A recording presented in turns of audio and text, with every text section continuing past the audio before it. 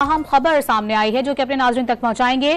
फराह गोगी का खुफिया पासपोर्ट अब मंजर आम पर आ गया है। मनी लॉन्ड्रिंग के लिए फराह गोगी को गैर मारूफ मलिक वीना ताऊ का खुफिया पासपोर्ट बनाकर दिया गया था।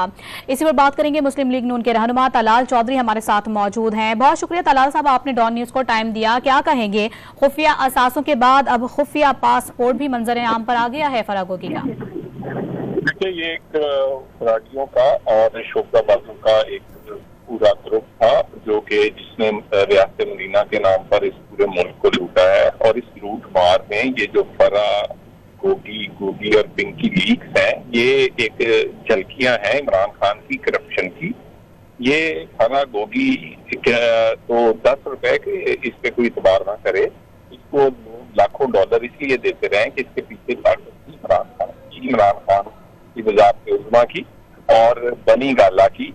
तो ये सारे का सारा जो मामला और ये जो पासपोर्ट बनाया गया है, ये तो बनाया गया है ताकि पता न चल सके बाहर जाने का, आने का।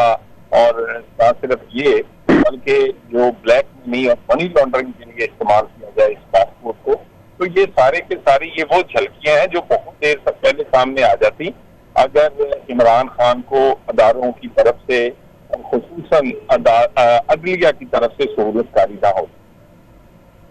सही, फराह गोगी का खुफिया पासपोर्ट मंजर आम पर आया है। इसी हवाले से खुसूसी तौर पर गुफ्तगू कर रहे हैं। हमारे साथ मौजूद थे मुस्लिम लीग नून के रहनुमा तलाल चौधरी, और उनका भी यही कहना था कि इस तरह से खुफिया जो मनी लॉन्ड्रिंग है और जो करप्शन है उसको बचाने के लिए इस तरह के पासपोर्ट का इस्तेमाल किया गया। तलाल साहब, आप क्या समझते हैं कि जो निगरां हुकूमत है इसके पास काफ़ी इख्तियारात भी हैं, अब किस तरह से कार्रवाई इनके खिलाफ होनी चाहिए? तलाल चौधरी इस हवाले से हमारे साथ गुफ्तगू कर रहे थे। बहुत शुक्रिया आपका।